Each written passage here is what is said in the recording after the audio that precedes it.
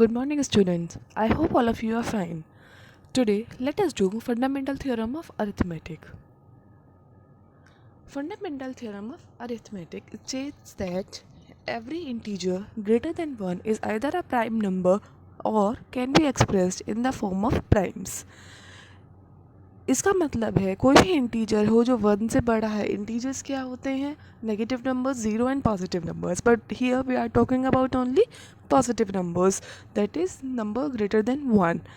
If a number is prime, then it is okay. What are prime numbers?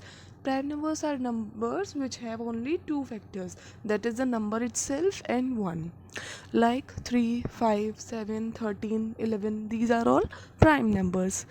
So every number greater than 1, every integer greater than 1 is either a prime number, या तो वो prime number होगा.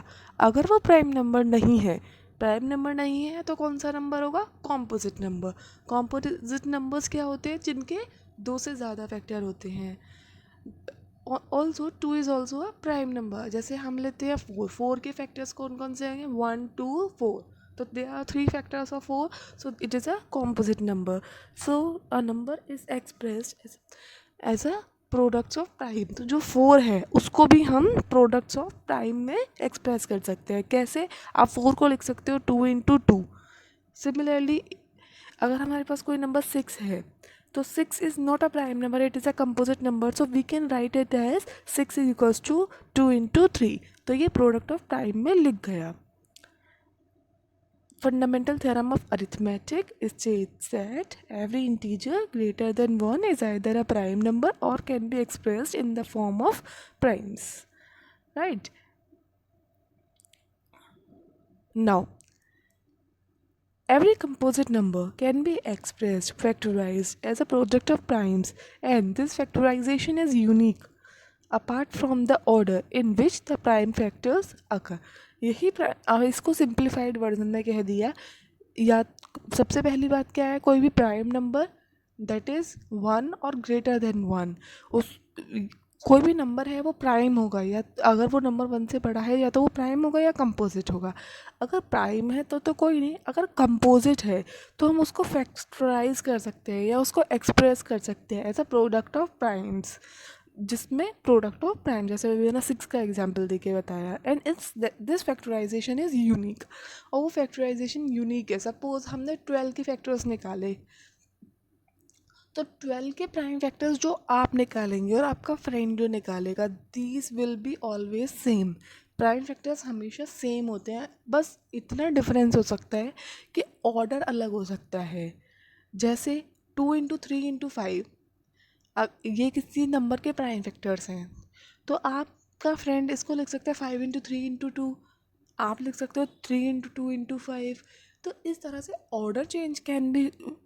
order can be changed but not the prime factors. To recall, prime factors are the numbers which are divisible by 1 and itself only. For example, the number 35 can be written in the form of its prime factors as 35 equals to 7 into 5. Here 7 and 5 are the prime factors of 35. अब हम इस बात को देखते हैं एक बार कि prime factors क्या होते हैं. जो नंबर अभी मैंने आपको ये बताया भी है, जो नंबर अब 1 से डिविजिबल होंगे या फिर अपने आप से डिविजिबल होंगे, जैसे कि 2, 3, 5, 11. जैसे कि अब हम 35 लें, तो 35 को हम प्राइम फैक्टर्स में लिख सकते हैं. जैसे 35 को क्या लिख सकते हैं आप? 7 इंटू 5. तो 7 और 5 दोनों प्राइम फैक्टर्स हैं, प्राइम नंबर्स हैं. तो कोई भी 35 इज अ कंपोजिट नंबर, तो इसको हमने क्या कर दिया? प्राइम फैक्टर्स में लिख दिया. Similarly, another number 114560 can be represented. Similarly, another number 114560 can be represented as the product of its prime number factors by using prime factorization method. 114560 to the power 75 in 179. So we have factorized 114560 as the product of powers of its primes. अब ऐसे ही आप ये देखिए, ये इतना बड़ा number है 1,14,560. इसको भी आप प्रोडक्ट ऑफ प्राइम्स में लिख सकते हैं। जैसे आप प्राइम फैक्टराइजेशन निकालते थे, इस तरह से प्राइम फैक्टर्स निकालिए तो आपको क्या पता चलेगा, 2⁻7, 5 और 179 is also a prime number. तो इसको इस तरह से आप प्राइम फैक्टर्स की फॉर्म में तोड़ सकते हैं।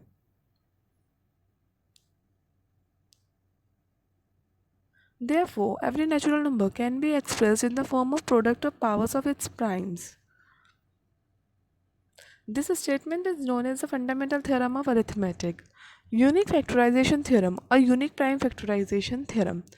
अब इसी थ्योरम को हम फैक्टराइजेशन थ्योरम भी बोलते हैं, या फिर हम यूनिक फैक्टराइजेशन थ्योरम और यूनिक प्राइम फैक्टराइजेशन थ्योरम, ये अलग अलग 3 नामों से मिल सकती है क्या ये थ्योरम का स्टेटमेंट क्या है? Every natural number can be expressed in the form of product of powers of its prime. कोई भी नेचुरल नंबर है, नेचुरल नंबर कौन से होते हैं? जो नंबर 1 से स्टार्ट होते हैं, जैसे कि काउंटिंग नंबर।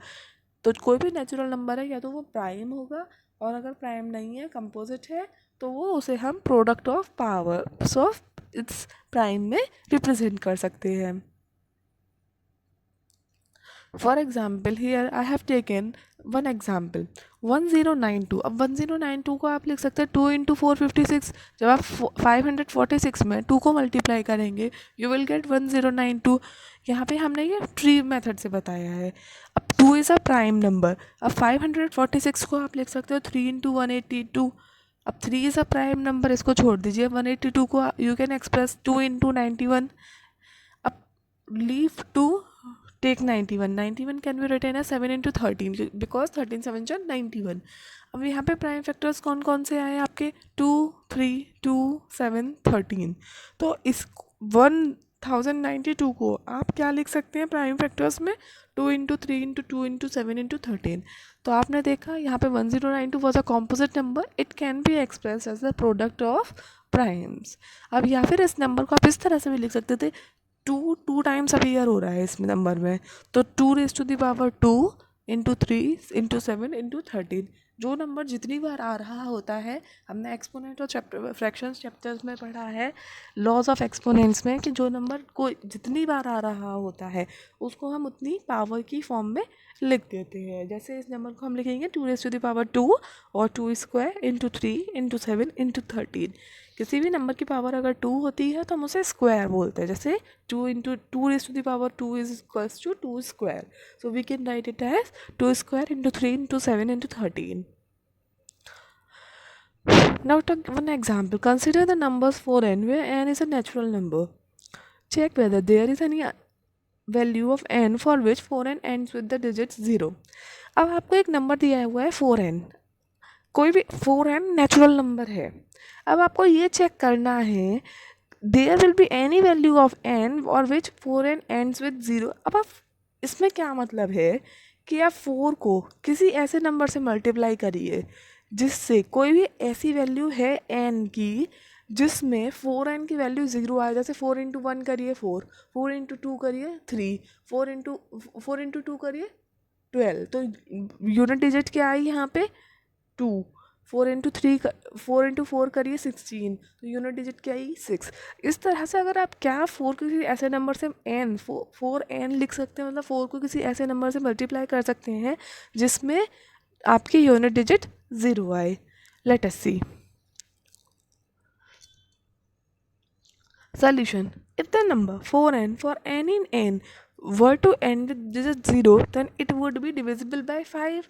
अगर कोई भी नंबर 4n है तो उस नंबर अगर वो एंड कर रहा है 0 से, कोई भी नंबर आपको पता है अगर 0 से एंड कर रहा होता है तो 5 के टेबल में आता ही आता है। जैसे 50 है, 60 है, 600 है, 100 है, तो ये सारे नंबर 0 से एंड कर रहे हैं, इसका मतलब 5 से ये नंबर्स डिविजिबल होते हैं। तो हमने यही बात लिखी है यहाँ पे, if the number 4n for any n were to end with the digit 0, then it would be divisible by 5.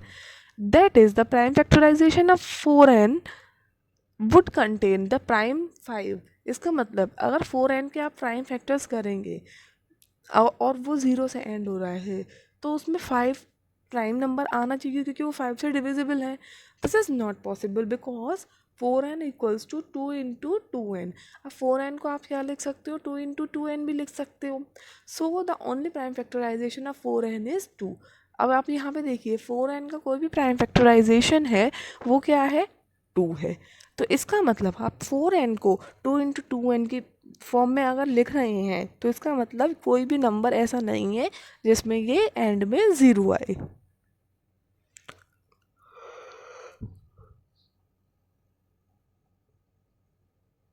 So the uniqueness of fundamental theorem of arithmetic guarantees that there are no other prime factorization of 4n। इसका मतलब arithmetic theorem, fundamental theorem of arithmetic से हम कह सकते हैं कि कोई भी ऐसा प्राइम फैक्टराइजेशन नहीं है 4n का जिसमें 0 आए। सो द क्योंकि ये यूनिक है, so there is no natural number n for which 4n ends with 0। तो कोई भी n नंबर नहीं है ऐसा जिसकी वजह से 4n 0 में एंड करेगा। Now let us take another example. अब आपको एलसीएम और एचसीएफ फाइंड करना है प्राइम फैक्टराइजेशन मेथड से। Find the LCM and HCF of 6 and 20 by prime factorization method. Solution, we have 6 equals to 2 into 3 and 20 equals to 2 into 2 into 5। आप 6 के prime factors निकालिए तो आप लिख सकते हो सर 2 इंटू 3 और 20 को लिख सकते हो 2 इंटू 2 इंटू 5।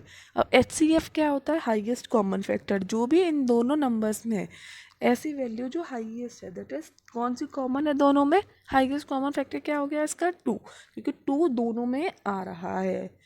अब एलसीएम लेते हैं आप 6 और 20 का। एलसीएम में क्या करते हैं, जो भी नंबर्स जितनी बार आ रहे हैं उतनी बार इनको लेना होता है। जैसे 2 है, 2 एक बार 6 में आ रहा है, एक बार 20 में आ रहा है, तो इन दोनों 2 में से आप एक 2 उठाएंगे।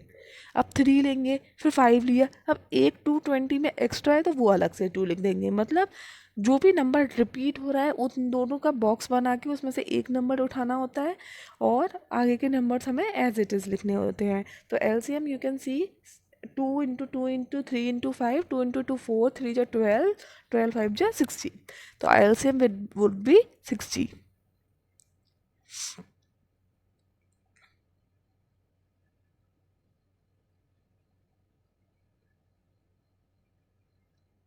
Now let us do important result.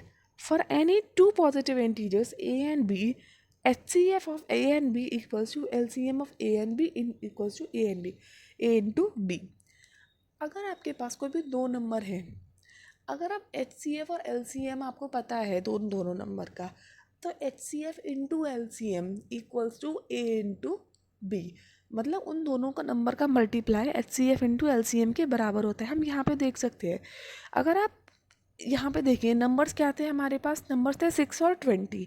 6 और 20 को मल्टीप्लाई करिए, क्या आएगा 6 इंटू 20 120। अब HCF क्या आया था 2 और LCM क्या आया था 60, और 60 इंटू 2 को मल्टीप्लाई करिए 120। तो आप देखेंगे HCF into LCM is equals to product of numbers.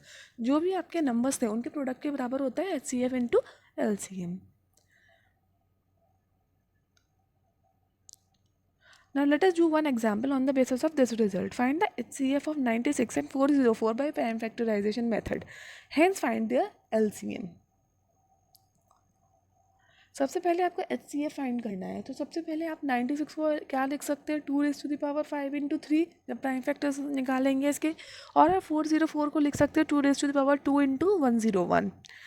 Now HCF क्या होगा इन दोनों नंबर का, देखिए आप यहाँ पे 2 रेज़ टू द पावर 2 छोटा है, 2 रेज़ टू द पावर 5 है, तो 2 रेज़ टू द पावर 5 2 हो गया हमारा HCF इक्वल्स टू 4। अब आपने पढ़ा था LCM into HCF is equals to 96 into 404। अब HCF डिनोमिनेटर में आ जाएगा, तो LCM will be product of numbers divided by HCF। ये याद रखनी है आपको फॉर्मूला, प्रोडक्ट ऑफ नंबर आपने किया HCF से डिवाइड करेंगे तो उसका LCM आ जाएगा।